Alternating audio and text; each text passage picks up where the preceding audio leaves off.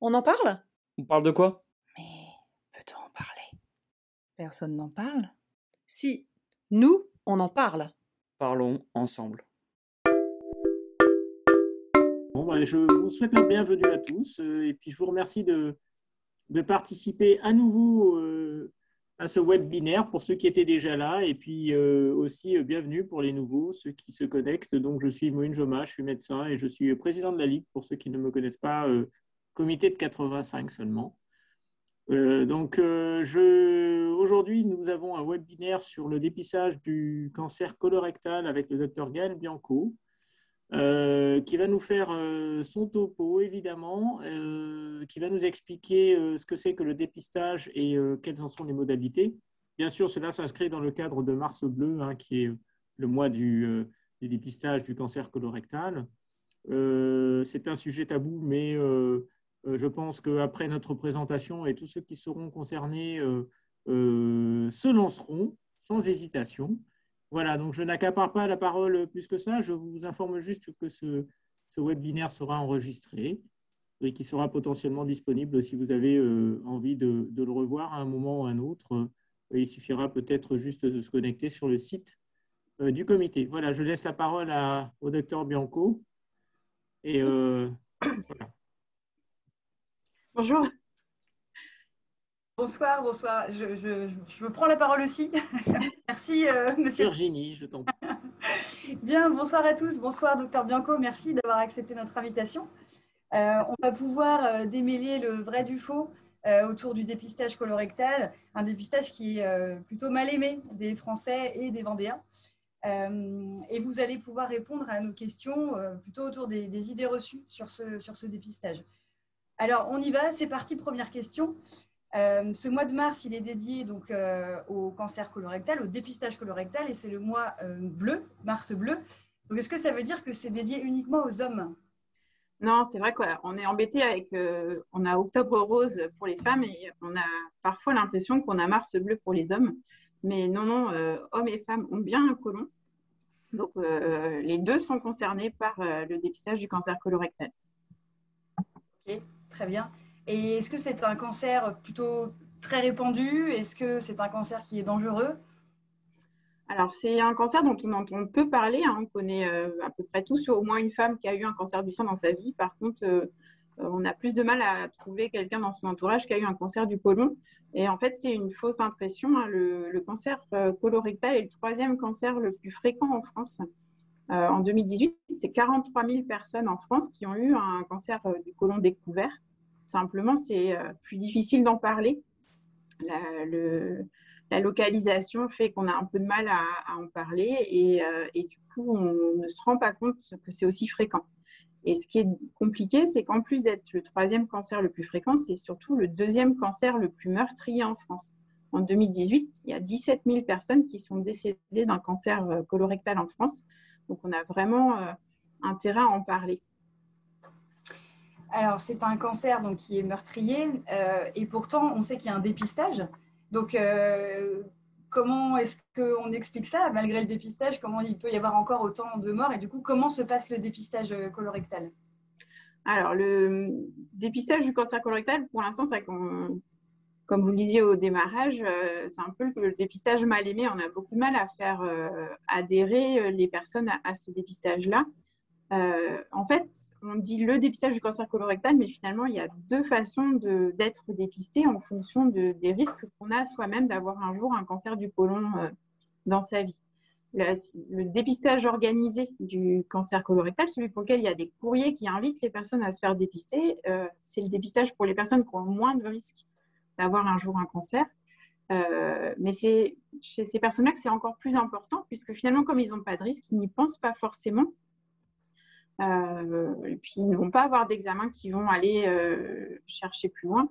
Le cancer du côlon se développe très lentement et donc, du coup, le corps s'adapte. Quand quelque chose se fait lentement, le corps s'adapte.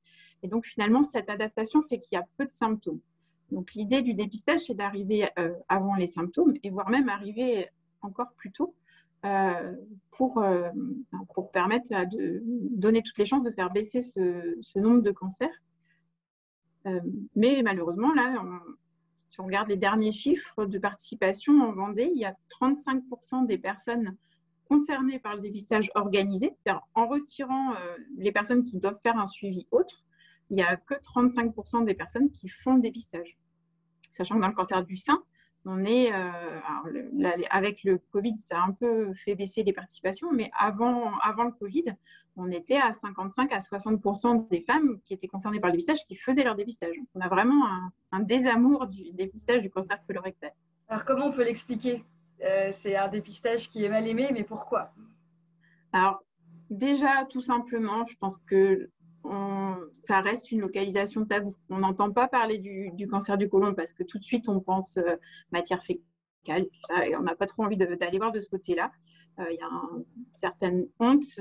Après, le test aussi en lui-même nécessite de manipuler un petit peu les matières et ça freinait certains. Mais je crois qu'il y a aussi beaucoup l'idée qu'on n'est pas concerné et puis l'envie de faire un peu l'autruche, de mettre ça de côté. Si on ne le sait pas, on n'est pas malade, tout va bien et on oublie un peu tout ça. Et après, ce qui est compliqué, je pense maintenant, c'est que c'est un dépistage qui s'adresse aux personnes entre 50 et 74 ans. Dans l'imaginaire de tout le monde, 50 ans, c'est vieux. Le dépistage, c'est pour les vieux, entre guillemets. Et finalement, on se rend compte que quand on arrive vraiment à ces 50 ans, on est en pleine forme, on ne se sent pas du tout concerné. On est en activité, on a plein de choses à faire et on se prend cette lettre d'invitation un peu comme un reproche. C'est vrai qu'on a souvent, nous, les retours des personnes qui nous disent c'est un peu violent, 50 ans, le courrier qui arrive. Mais non, en fait, 50 ans, on est jeune, mais c'est vraiment l'âge pour le dépistage. D'accord. Et donc, est-ce que vous pouvez nous expliquer comment ça fonctionne exactement? Est-ce qu'on reçoit, est-ce qu'il faut aller chercher quelque chose chez son médecin? Comment ça se passe? Alors, nous, au niveau du Centre régional de coordination des dépistages des cancers, donc ce qui était Audace pour la Vendée auparavant, et maintenant c'est devenu une association régionale, on a les dossiers de toutes les personnes entre 50 et 74 ans. Donc, on envoie des courriers pour dire ça y est, il est temps, il faut aller faire votre dépistage du cancer colorectal. Et effectivement, le test n'est pas fourni avec. Il faut aller le chercher, c'est son médecin traitant, pour permettre de s'assurer qu'on est bien dans les personnes à qui le test est destiné. Et puis, une fois qu'on a le test, donc le test, la pochette, c'est très simple. Il faut simplement prévoir un moment tranquille pour pouvoir faire ce qu'on a à faire aux toilettes. Il y a un petit dispositif de recueil qui est prêt, donc il n'y a pas besoin de se poser la question de comment je vais pouvoir récupérer ça. Il y a tout dans le kit à scotcher sur la lunette des toilettes. Une fois que c'est fait, il y a le petit tube qui permet de faire le prélèvement. Je vous sors le tube, mais il est toujours un peu coincé dans la pochette. Donc le tube, en fait, on décapuchonne et c'est simplement cette tige qui est à gratter sur la surface des selles en différents points pour être sûr que s'il n'y a pas beaucoup de sang dans les selles, le test sera quand même positif. On referme, on met bien l'étiquette avec la date et puis il y a une enveloppe de retour préaffranchie qui est fournie avec. Et voilà, donc finalement, c'est quelque chose qui est très simple, qui prend à peu près 5 minutes, une fois tous les 2 ans. Donc en investissement de temps, ce n'est pas très important, mais par contre, ça peut rapporter gros. Et est-ce que ce dispositif est gratuit? Oui, la pochette vous est remise. La seule chose, c'est que le médecin traitant va faire payer sa consultation, mais on n'est pas obligé d'y aller que pour ça. On peut y aller aussi pour d'autres motifs et demander le test au fur et à mesure de la consultation. Mais après, le test en lui-même et l'analyse du test est gratuit. D'accord, très bien.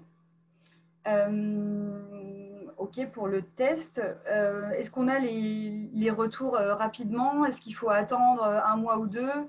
Est-ce que du coup, on a le temps de stresser?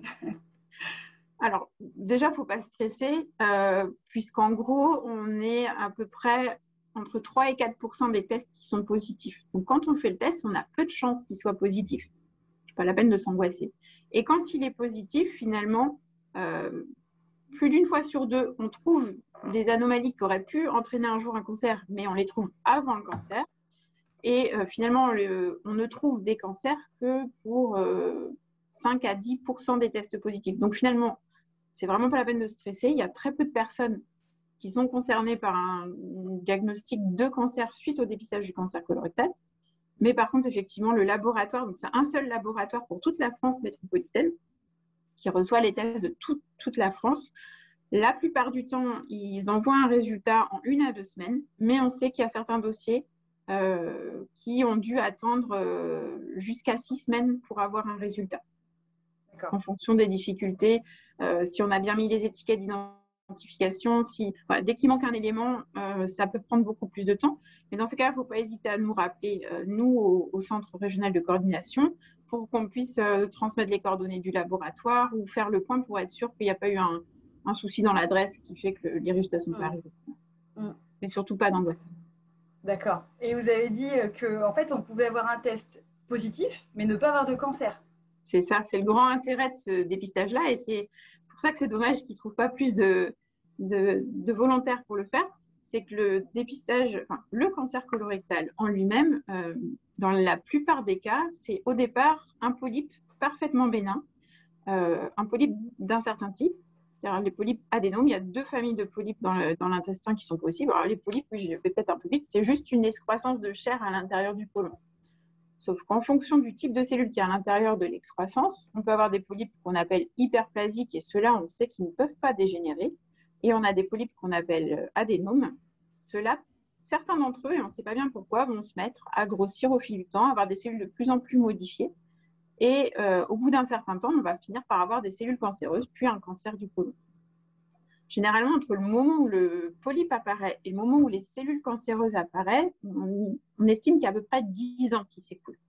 Donc, on a une longue durée d'action pendant laquelle on est avant le cancer, mais on sait que si on laisse les choses en place, c'est possible qu'un cancer arrive. Et donc, dans plus de la moitié des cas, quand le test est positif, c'est ces fameux polypes adénomes que l'on trouve à la coloscopie. Et donc, pendant la coloscopie, le gastroentérologue va aller enlever le polype pour l'analyser, pour être sûr qu'il n'y ait pas déjà des cellules cancéreuses. Mais surtout, comme ça, il ne peut plus dégénérer puisqu'il est retiré. Et donc, toutes ces personnes, donc 1 cas sur 2, sont des personnes qui auraient été susceptibles d'avoir un cancer un jour et qui finalement ne feront pas leur cancer parce qu'ils ont participé au dépistage. Très bien. Je pense aux personnes qui sont avec nous qui ont moins de 50 ans ou plus de 74 ans, parce que vous nous avez dit que c'était réservé donc, aux personnes entre 50 et 74 ans. Donc, qu'est-ce qui reste pour les autres? Qu'est-ce qu'on peut leur conseiller?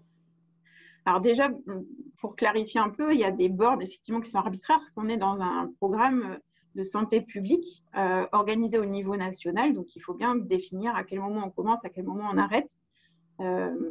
Et les choix des 50 ans, c'est fait par rapport à la fréquence du cancer.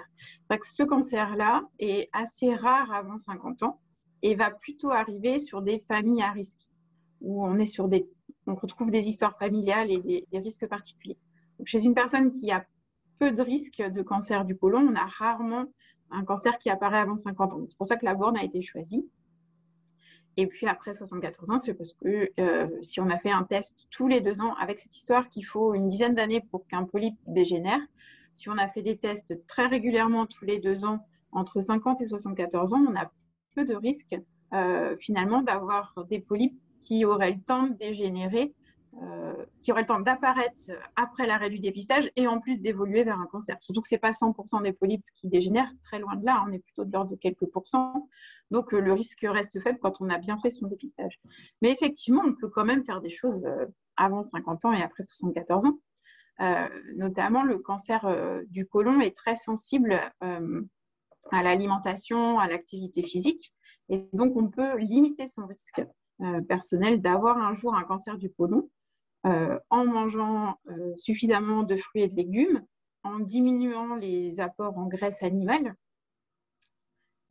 et en ayant une activité physique régulière, c'est-à-dire pas forcément aller faire le jogging intensif d'1 heure une fois tous les mois, mais plutôt avoir un mode de vie actif en fait. Donc, préférer les escaliers aux ascenseurs quand on peut, ne pas forcément se garer à la porte de là où on va, mais plutôt mettre la voiture un peu plus loin et faire un peu à pied. Tout ce qui est faisable à pied ou à vélo, ça peut être l'occasion de bouger. Et avoir comme ça un mode de vie actif peut limiter le risque de cancer. Mais on est bien dans de la limitation de risque, c'est-à-dire que la médecine n'est pas une science juste, il n'y a pas de justice. Quand on fait tout bien, on peut quand même avoir un cancer, et quand on fait tout de travers, on peut quand même passer au travers du cancer. C'est vraiment se donner des atouts, mais ce n'est pas une garantie. Est-ce qu'on a établi un lien entre alcool et cancer colorectal et tabac? Oui, bien sûr, les deux agissent aussi. Une consommation excessive d'alcool régulière ou le tabagisme augmente le risque. Mais on a vraiment cet impact de l'alimentation et de l'activité physique qui est très important, même par rapport à d'autres cancers. On voit vraiment que l'alimentation a un rôle clé dans ce cancer. Avant de vous poser une autre question, je précise, comme le fait ma collègue Marine dans le chat, que vous pouvez d'ores et déjà notifier vos questions, puisqu'on va, d'ici 5 minutes, passer au temps de questions-réponses. Donc, n'hésitez pas à mettre vos petites questions dans le chat et on se fera un plaisir de les poser au docteur Bianco. Vous avez dit tout à l'heure qu'il fallait donc contacter son médecin traitant après la réception du courrier pour avoir un kit. Comment on fait quand on n'a pas de médecin traitant? Nous, en Vendée et à La Roche-sur-Yon, un chiffre tout frais, on sait qu'il y a 8000 personnes, 8 Lyonnais qui n'ont pas de médecin traitant. Comment est-ce qu'ils peuvent... Oui, effectivement, le problème des médecins traitants en Vendée est très compliqué. Alors, déjà, pour l'instant, les personnes qui ont déjà participé une première fois au dépistage vont recevoir un test par courrier lors de la deuxième relance. En fait, on invite les personnes. Si elles ne font pas le test, on leur envoie un courrier dit de relance quelques mois plus tard. Et encore après, on recommence. Et pour celles qui ont déjà participé, dans ce courrier-là, il y a un test qui est inclus. C'est un dispositif qui est prévu en fait, dans le texte de loi qui encadre le dépistage. En Vendée, on est particulièrement sensibilisé aux problèmes de médecins traitants. Donc, nous, on essaye d'envoyer à chaque fois que c'est possible le test aux personnes qui nous contactent en nous disant qu'ils n'ont pas de médecin traitant et qu'ils n'arrivent pas à se procurer le test. Mais surtout, au niveau national aussi, l'information est remontée et on a bon espoir. Il y a une plateforme qui est en cours de construction, une plateforme web. Et donc, il y aura sur les invitations l'adresse pour aller faire la demande de son test. Et donc, les personnes pourront, dès l'invitation, aller demander un test sans avoir besoin ni de passer par le médecin traitant, ni attendre la dernière relance pour avoir le test. Donc, on n'a pas encore de date précise, mais ça devrait venir en 2021. De quoi sans doute faire augmenter le taux de participation.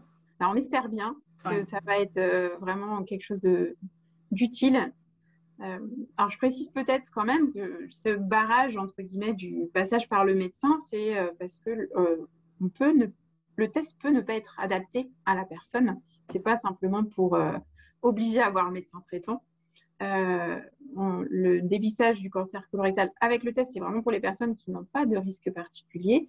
Et on a parlé tout à l'heure de famille à risque. Effectivement, quand on a dans sa famille proche, parents, frères et sœurs ou enfants, une personne qui a eu un cancer du côlon ou des polypes à risque, ou quand on a soi-même déjà fait des polypes, il ne faut surtout pas faire le test, ce n'est pas la peine. C'est vraiment la coloscopie. Ce que je dis souvent, en fait, c'est que le but du test, c'est simplement de savoir qui peut se permettre de se passer d'une coloscopie. C'est-à-dire, quand on a un test négatif et qu'on n'a pas de risques familiaux et qu'on n'a pas de symptômes, on peut se permettre de ne pas avoir de coloscopie. À partir du moment où on a soit des symptômes, soit des antécédents, soit un test positif, dans ces cas-là, il faut aller à la coloscopie. D'accord, très bien. Une autre question par rapport au test. Il y a eu visiblement un test qui était différent avant, avec 3 prélèvements, et aujourd'hui, c'est plus qu'1. Est-ce que vous pouvez bien nous confirmer que ça a évolué? Oui, bien sûr. Donc oui, au début du dépistage du cancer colorectal, le dépistage date de 2008-2009 à peu près, la mise en place au niveau national. On était sur un test qui s'appelait le test hémoculte. C'était des petites plaquettes en carton verte. Il fallait faire effectivement 3 prélèvements successifs.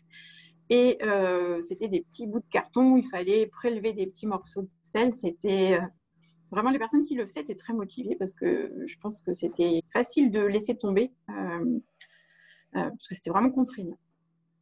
Il y a eu une décision nationale de changer de test. L'intérêt en plus du changement de test, en plus du côté pratique, de nous passer à un seul prélèvement avec un kit qui contient tout le nécessaire et puis simplement gratter la surface des selles et pas besoin de faire du transfert de matière.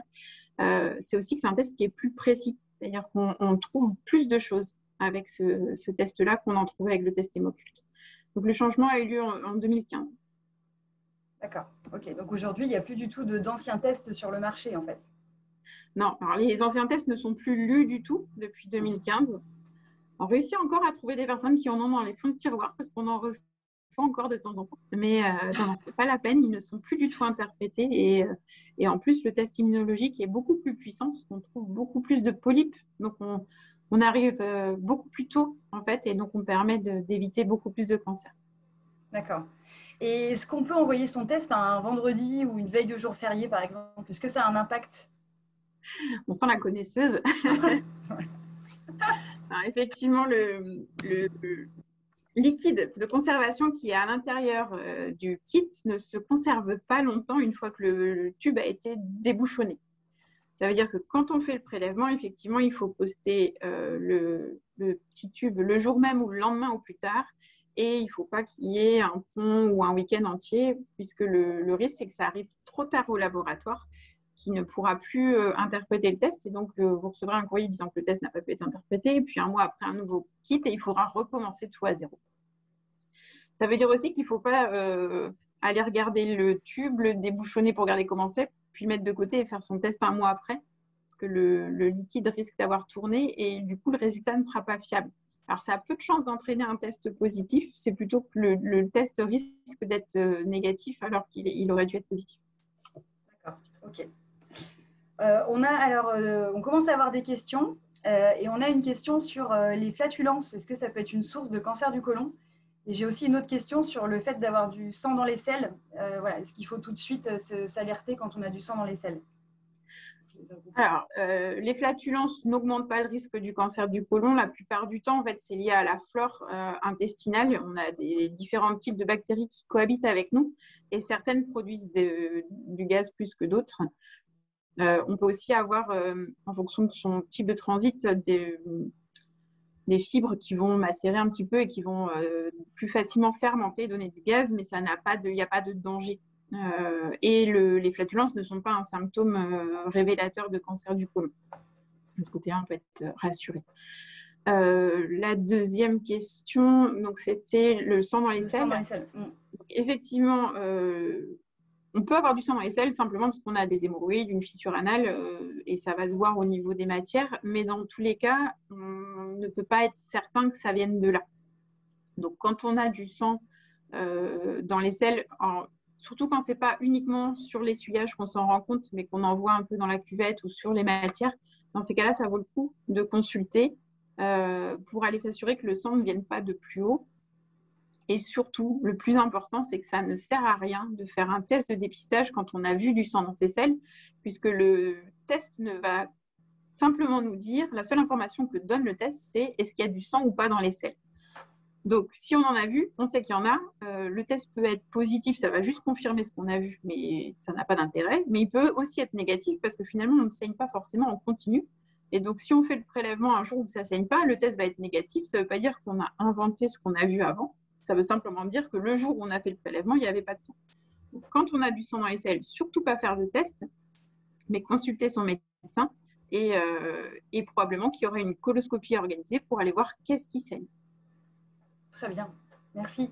Une autre question sur l'alimentation. Qu'entendez-vous par limiter sa consommation de viande rouge? Un régime végétarien est-il conseillé pour limiter son risque? Alors non, il n'y a pas besoin d'aller jusqu'au régime végétarien. On est plutôt sur éviter l'excès.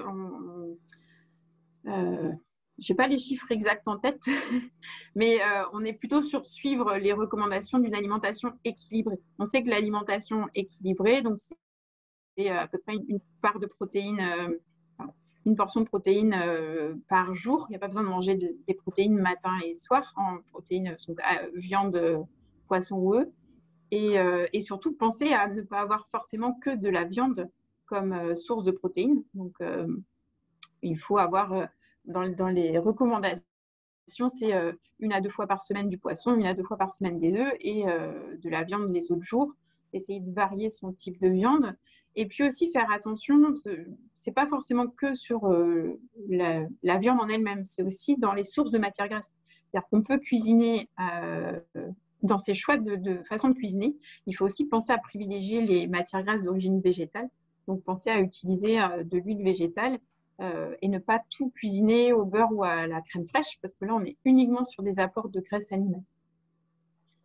Mais par contre, le régime végétarien ne protège pas plus du cancer colorectal qu'une alimentation variée à ma connaissance. Il y a peu d'études qui prouvent que les végétariens font moins de cancer qu'une personne qui a une alimentation parfaitement équilibrée. Merci. Une autre question sur l'hérédité. Est-ce que ce cancer peut être héréditaire et si oui, existe-t-il des tests génétiques? Alors, sur la première partie, ce qui est surtout héréditaire, c'est les polypes, en fait.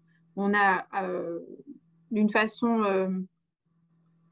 je vais arriver. Il y a une pathologie, il y a certaines maladies vraiment où on va avoir un risque fort au niveau familial. Donc, la polypose adénomateuse familiale et le syndrome de Lynch, c'est deux formes de maladies héréditaires où là, les personnes ont entre 50 et 100% de chances d'avoir un jour un cancer du côlon. Et là, effectivement, il y a des tests qui permettent de les rechercher. Ils ont un suivi très spécialisé, une surveillance très tôt et très spécifique. Et après, on a surtout, quand on regarde par rapport au nombre de cancers du côlon, on va avoir surtout une forte proportion de familles à risque où il y a des hommes qui existent, mais sans être dans une maladie génétique comme la polypose adénomateuse. Donc, on a des familles où on fabrique facilement des polypes adénomateux. Et donc, dans ces cas-là, il faut une surveillance directement par coloscopie. Et on conseille de commencer la première coloscopie 5 ans avant l'âge de la personne qui a fait des polypes dans la famille. Donc, s'il y a une personne qui a eu des polypes à 50 ans, bah, les apparentés proches, les enfants vont commencer vers 45 et ainsi de suite, on calcule comme ça. Et on ne recherche pas forcément, il n'y a pas de mutations génétiques forcément recherchées systématiquement comme on peut connaître dans le cancer du sein, par exemple. Mais finalement, ce cancer-là est tellement fréquent que 80% des cancers du côlon surviennent chez des personnes qui n'ont pas de risque particulier, où il n'y a pas d'histoire familiale, il n'y a pas de risque particulier, parce qu'on est sur quelque chose de fréquent. Et donc, c'est pour ça que le test va être vraiment crucial, puisqu'on va être chez des personnes qui n'ont pas de risques familiaux, qui n'auront probablement pas de symptômes, ou en tout cas, s'ils ont des symptômes, ils les auront très tard, parce que le corps s'habitue, c'est quelque chose de très progressif. Et donc, le dépistage, lui, va permettre de repérer des quantités de sang invisibles à l'œil nu, d'aller faire la coloscopie et de trouver les choses soi-même avant le cancer, découvrir qu'il y avait des polypes adénomateux, mettre en place les surveillances, surveiller les proches. Et donc, comme ça, on va pouvoir attraper tout le monde avant que ce soit trop tard. J'ai une autre question, un peu dans le même registre, sur la coloscopie. Est-ce que c'est un examen fiable à 100%? Alors, en tout cas, c'est l'examen de référence par rapport au côlon. C'est vraiment l'examen, le meilleur examen possible par rapport au côlon et notamment par rapport au risque de cancer colorectal et aux polypes. Puisqu'en fait, alors peut-être rappeler pour qui c'est pas très clair, hein, la coloscopie, c'est un tube avec une caméra au bout qui va passer par l'anus et qui va remonter le long de tout le côlon pour aller regarder la paroi du côlon. Ça nécessite pour ça que le côlon soit vide si on veut voir toute la paroi. Donc, il y a une purge à faire avant pour qu'on voit tout le côlon. Et donc, la coloscopie permet comme ça de voir avec la caméra l'ensemble de la paroi du côlon. Et c'est l'examen le plus fiable qu'on ait. Après, ce qui est difficile, c'est de dire fiable à 100%. Parce que le côlon, est quelque chose d'irrégulier. Hein. Il y a des bourrelets, des plis, des creux, des bosses. Et donc, si on a un polype de 1 ou 2 mm un peu caché au creux d'un pli, ou si la préparation du côlon n'a pas été parfaite et qu'il reste quelques zones de matière, on peut tout à fait passer à côté, ne pas avoir ce polype-là. Par contre, généralement, quand on est sur des lésions un peu plus importantes, on va le voir, c'est difficile. Ou alors, il faut vraiment avoir un côlon très contourné et que le gastroentérologue n'arrive pas à passer la caméra sur l'intégralité du côlon. Mais par contre, c'est vraiment le meilleur examen. Mais ça nécessite une anesthésie générale, puisque pour prendre le côlon à 2 virages à angle droit ou plus, donc pour pouvoir passer ces virages-là, on fait une anesthésie générale. Très bien. On a une autre question qui a l'air assez pointue. Est-ce que les mutations, alors je vais peut-être mal le prononcer, CRAS-BRAF, oui. Ouais, ok, jouent un rôle dans la sévérité du cancer et la survie? Alors effectivement, ça va être un peu trop poussé pour moi parce que je ne suis pas ni oncologue ni gastro-entérologue. Effectivement, on les recherche assez facilement, ça va avoir un impact sur le suivi familial aussi.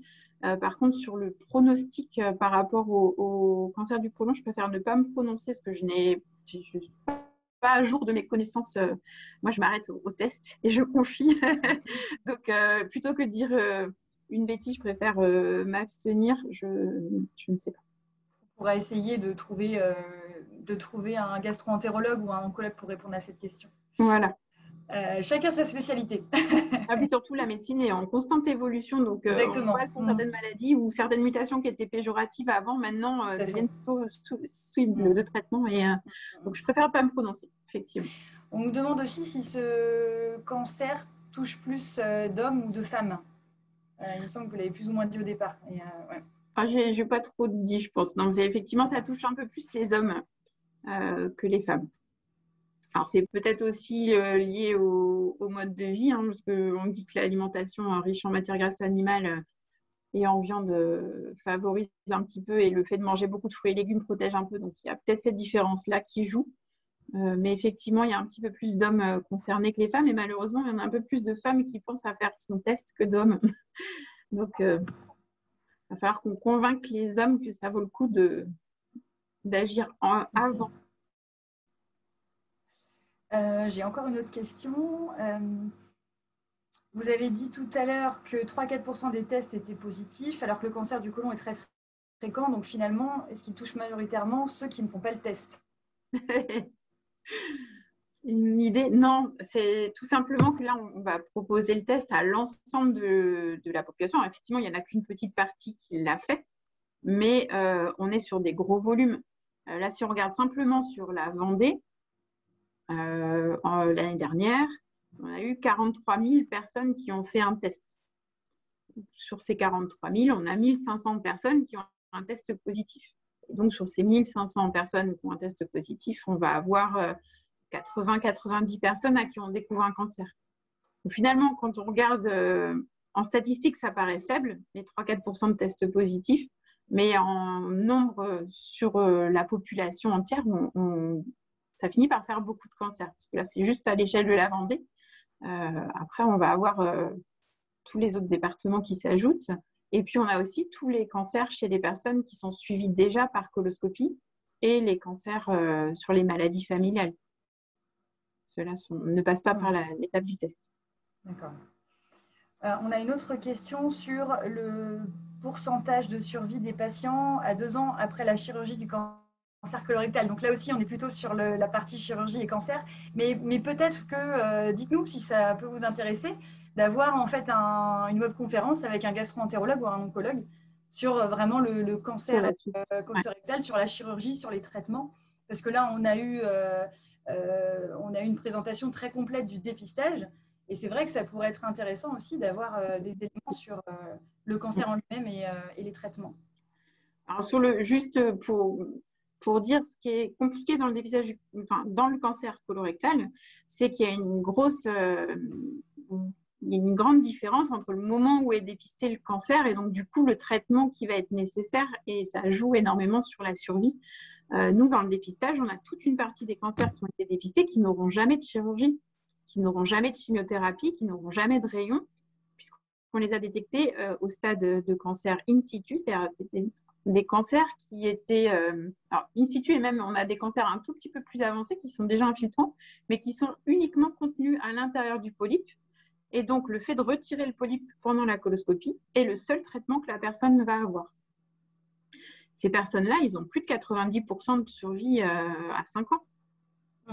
La plupart des cancers de stade modéré, qu'on attrape vraiment tôt, qu'on détecte vraiment tôt, on a plus de 90% de survie à 5 ans. C'est plutôt encourageant.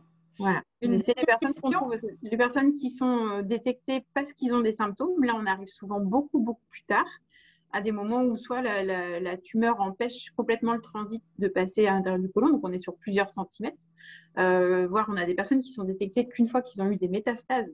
Et donc là, effectivement, les chances de survie ne sont pas du tout les mêmes. Une dernière question. Après 75 ans, que faire pour obtenir un test? quand on Alors, sort du dispositif organisé? oui, ce ne sera pas un test du dispositif organisé, tout simplement parce qu'on est sur un contrat national, un protocole national, et donc le laboratoire a un contrat pour les personnes de 50 à 74 ans. On est sur un circuit particulier. Par contre, le test qui est fait dans le cadre du dépistage, c'est une recherche immunologique de sang dans les selles. C'est un test qui peut se faire en laboratoire de ville.